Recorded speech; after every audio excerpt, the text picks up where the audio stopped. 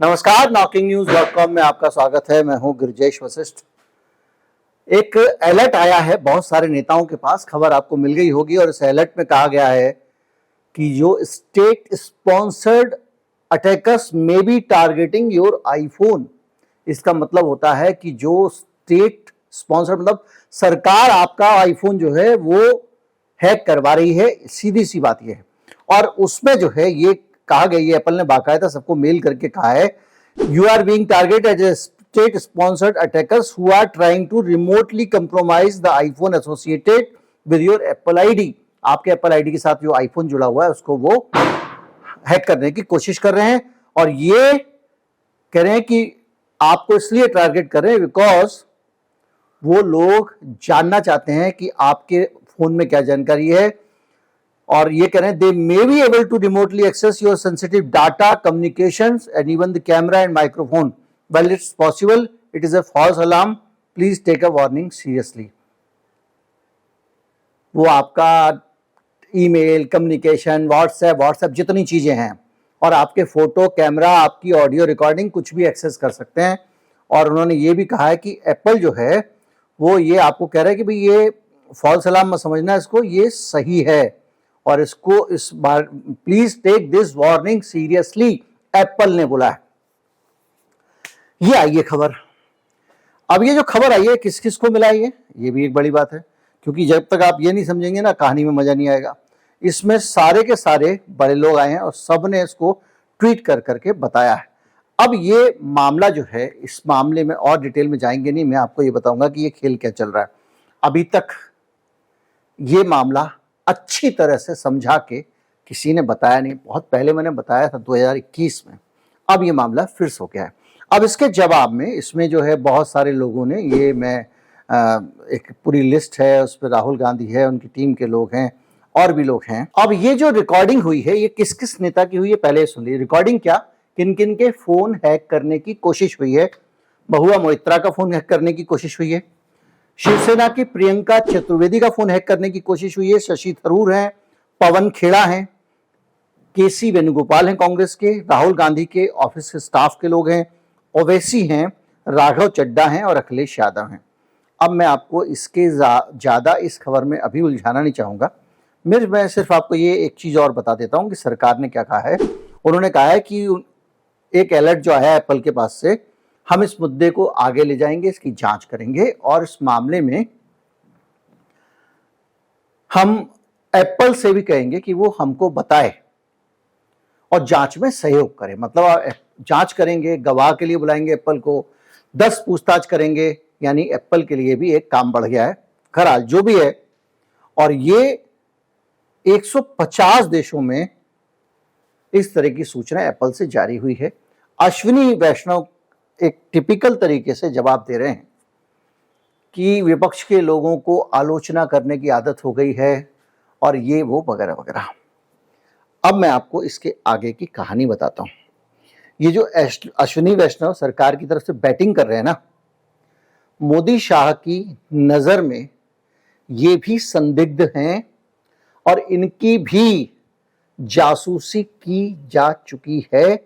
इस तरह की सूचनाएं आई थी। यानी निचोड़ की बात यह है कि एप्पल की तरफ से लोगों को, कुछ लोगों को, सीताराम येचुरी हैं, महुआ मोइत्रा हैं, बहुत सारे लोग हैं, उनको एक वार्निंग गई है कि भैया सरकार आपका mobile phone, Apple phone hack करने की कोशिश कर रही है और इस एप्पल फोन को आपको संभालना है तो संभाल लो, वार्निंग को सीरियसली लेना, हल्के में मत लेना, क्योंकि जो हैकिंग कर रहे हैं ये लोग सरकारी लोग हैं जो ये काम कर रहे हैं। सरकार की तरफ से ये काम इनको दिया गया है, यानी ये हैकर सरकार के लिए काम कर रहे हैं।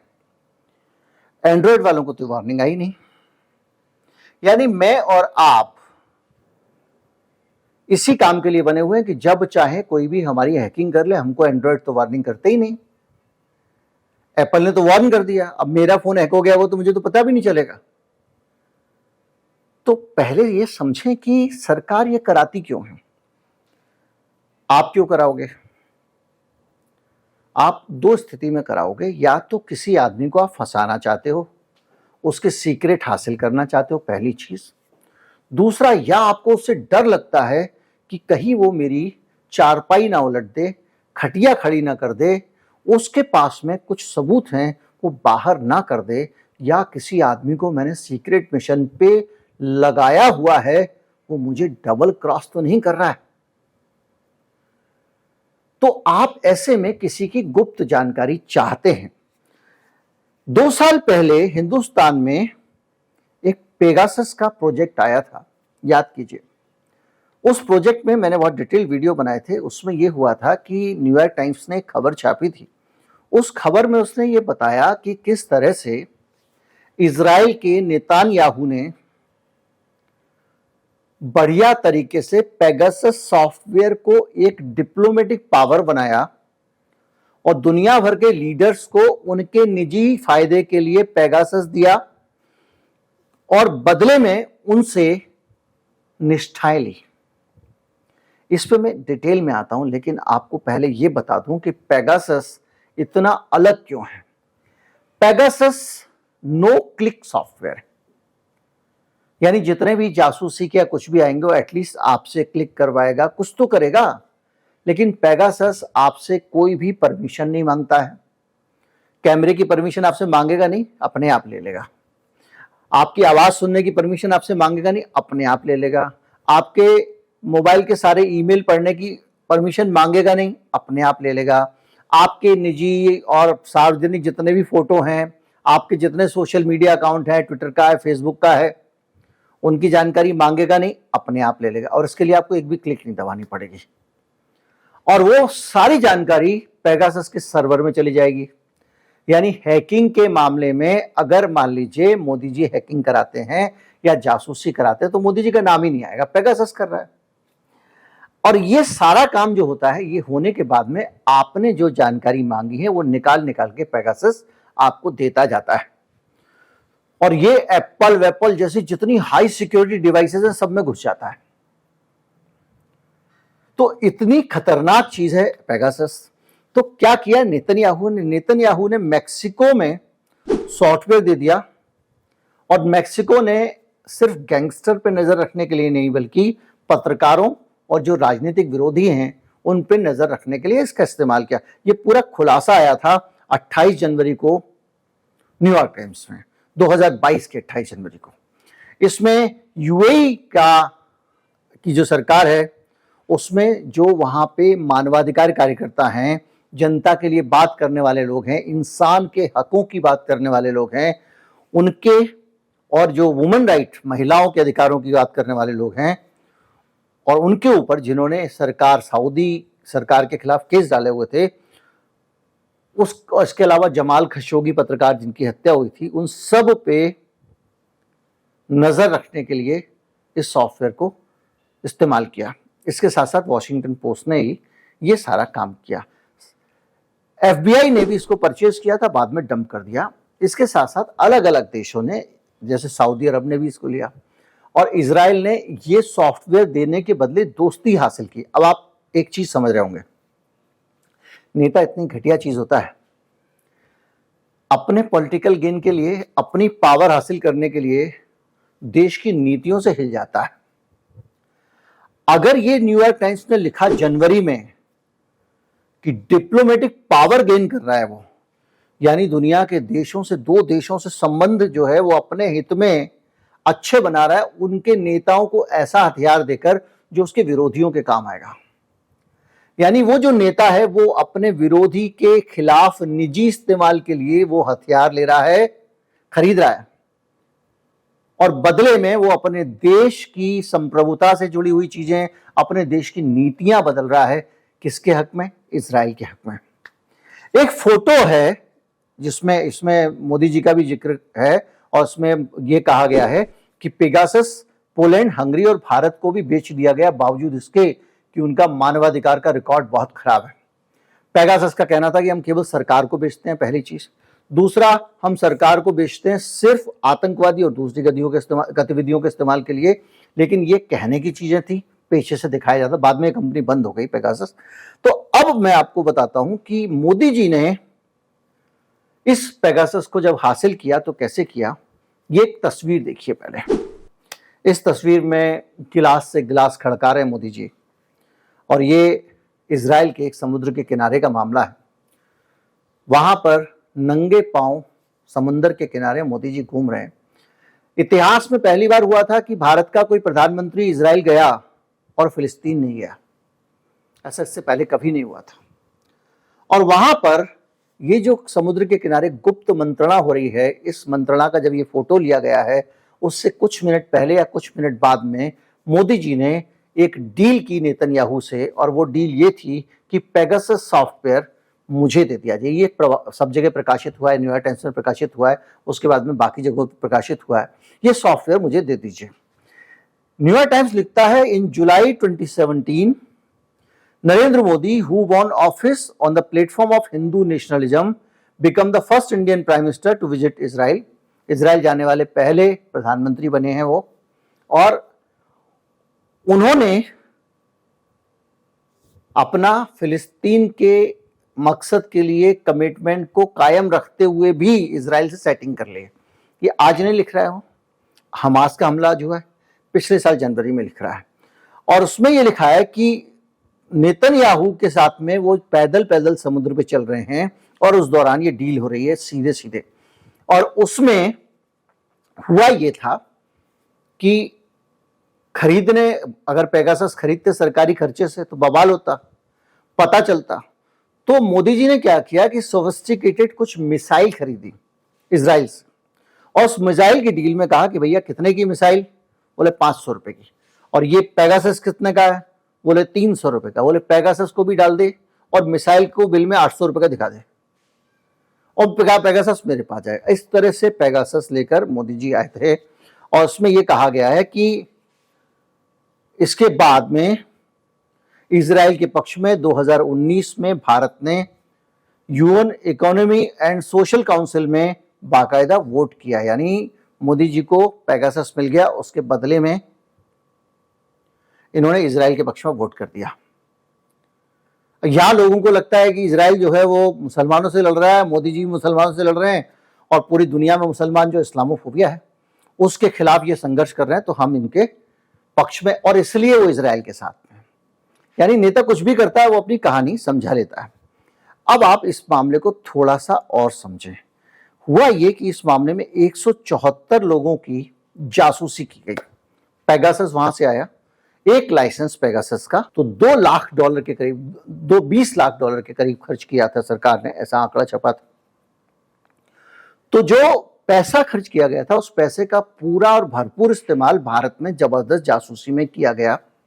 यहां पर एक ऑपरेशन हुआ, एक मीडिया कंसोर्टियम है जिसमें दुनिया भर के बड़े बड़े अखबार, में नाम बताऊंगा तो हैरान रह जाएंगे, लीमोंडे है फ्रांस का, गार्जियन है यूके का, एटीवी नोटिसाज है, वॉशिंगटन पोस्ट है, डिजेस्ट है, और इसके साथ साथ पूरी दुनिया के बड़ी संख्या में, इनके नाम भी जो है ना फ्रेंच और स्वीडिश वाले हैं जो शायद गलत भी निकल जाएं। रेडियो फ्रांस है, जो पढ़ पाता हूं, वो प्रोसेसो है, लीसोए हरतेज है, हरतेज जो है वो इजराइल का है, ओसीसी आरपी है, दराज है, द वायर भारत का है, डेक्ट है, और इतने, और इसके अलावा फॉरबिडन स्टोरीज करके एक कंसोर्टियम है जिसमें बहुत सारे पत्रकार मिले हुए हैं। ये पत्रकारों का एनजीओ है जो पूरी दुनिया में अलग अलग तरीके से, अलग अलग पूरा नेटवर्क, मान लीजिए एक स्टोरी करनी है मुझे 50 देश में जाके करना है, जैसे ये स्टोरी थी पेगासस वाली, किसी एक देश में नहीं थी, तो अलग अलग जगहों पे अलग अलग पब्लिकेशन हाउसेस का एक टाइप है, वो छठ से वहां पे अलग अलग जगहों पे अपने रिपोर्टर लगा देते हैं। तो इसको लगाने के बाद में इन्होंने 50,000 नंबरों की पड़ताल की जो पेगासस की जासूसी में इस्तेमाल किए गए थे, जो सामने आए थे। उन 50,000 नंबरों की जब पड़ताल की तो उसमें भारत के 174 लोगों के नाम सामने आए, जिसकी पड़ताल वायर और दूसरे लोगों ने की। इसमें सबसे पहले तो वायर के जो चीफ हैं एम के वेणु, उनकी जासूसी हो रही थी। अभी पत्रकारों का बता रहा हूं, सुशांत सिंह इंडियन एक्सप्रेस के पत्रकार थे पहले, सिद्धार्थ वरदराजन, ये भी द वायर के पत्रकार हैं। इसके साथ साथ प्रंजय गुहा ठाकुरता, SNM आब्दी, विजिता सिंह, स्मिता शर्मा, शिशिर गुप्ता, रोहिणी सिंह, देवीपुत्र मित्रा, प्रशांत झा, प्रेम शंकर झा, स्वाति चतुर्वेदी, राहुल सिंह, ये हिंदुस्तान टाइम्स के डिफेंस करस्पॉन्डेंट हैं। औरंगजेब नक्शबंदी है, इसके अलावा दीपिका चोपड़ा है, मुजम्मिल जलील हैं, संदीप उन्नीथन हैं, जे गोपाल कृष्णन है, सैकत दत्ता है, ये पायनियर के गोपाल कृष्णन, सैकत दत्ता नेशनल सिक्योरिटी रिपोर्टर रही है, ये इफ्तिकार गिलानी है, डीएनए के रिपोर्टर रहे हैं, मनोरंजन गुप्ता है, संजय श्याम है, जसपाल सिंह हिरान है, रूपेश कुमार सिंह, इस तरह के बहुत सारे लोग। इसके अलावा राहुल गांधी, पॉलिटिशियंस पे अगर जाए तो अलंकार सबाई, ये राहुल गांधी के एक निकट के व्यक्ति हैं, अलंकार सबाई। सचिन राव, ये भी राहुल गांधी के नजदीकी व्यक्ति, यानी राहुल गांधी और उनकी पूरी टीम। प्रशांत किशोर, उनके ऊपर भी जासूसी की जा रही थी। अभिषेक बनर्जी, तृणमूल कांग्रेस के एमपी और ममता बनर्जी के भतीजे। अश्विनी वैष्णव, अभी जो बात हो रही थी, मोदी जी के अपनी कैबिनेट के मेंबर हैं, फॉर्मर आईएएस हैं। प्रहलाद पटेल, जिनको अभी इन्होंने लोकल चुनाव लड़ने भेज दिया है मध्य प्रदेश में विधानसभा का, मोदी जी के मंत्री हैं। प्रवीण तोगड़िया, तोगड़िया जी के साथ मोदी जी की चलती है। संजय काचरू हैं, प्रदीप अवस्थी हैं, जी परमेश्वरा हैं, सतीश हैं, वेंकटेश हैं, मंजुनाथ हैं। और इसके अलावा इसके साथ साथ Ashok Lavasa, farmer election commissioner, याद कीजिए ये वो आदमी हैं अशोक लवासा जिन्होंने कई मसलों पे अपनी अलग राय रखी थी चुनाव आयोग में और जिनके कारण मोदी जी संकट में पड़ने की स्थिति आई थी उनके ऊपर। इसके अलावा हनीवालू, रोना विल्सन, ये एक्टिविस्ट हैं, लॉयर हैं और एकेडमिशियन हैं। आनंद तेलमुंडे, आपको पता होगा कि एक वो आया था कि ये जो पेगासस का इस्तेमाल करके एक इन लोगों को जेल में डाला गया था और इनके लैपटॉप में एक लेटर प्लांट किया गया था जिसमें लिखा था कि वो मोदी जी की हत्या करने की प्लानिंग कर रहे हैं। उसी के आधार पर इनको गिरफ्तार कर लिया था। अर्बन नक्सल शब्द इनके लिए बहुत इस्तेमाल किया गया। सुधा भारद्वाज हैं, गौतम नवलखा हैं, अरुण फरीडा है, पवन हैं, मीनाल ग्लेडिंग, इस तरह लंबी एक सूची है जिसमें 35 के करीब लोगों को का नाम है। अरुण मिश्रा, जस्टिस अरुण मिश्रा, जो एकदम मोदी जी की खुलेआम तारीफ करते थे, उनका नाम भी था। सुप्रीम कोर्ट के कई स्टाफ के लोग और सुप्रीम कोर्ट की रजिस्ट्री के एम्प्लॉय, इसके अलावा और बहुत सारे लोग थे। इस लिस्ट से आप बोर हो गए होंगे तो मैं आपको बता दूं, इसके अलावा नगा नेताओं के भी नाम थे। आप याद कीजिए मणिपुर के जो नगा नेता हैं उनके ऊपर भी नजर रखी जा रही थी और किस तरह से मणिपुर में कब से सरकार की सक्रियता चल रही थी अंदाजा लगाइए। गगनदीप कांग जो वैज्ञानिक हैं और आपको याद होगा ये पूरा जो कोविड काल के दौरान सारा का सारा जो घटनाक्रम था उसको उन्होंने एग्जीक्यूट किया था। आलोक वर्मा सीबीआई के चीफ थे। राकेश अस्थाना नंबर 2 थे।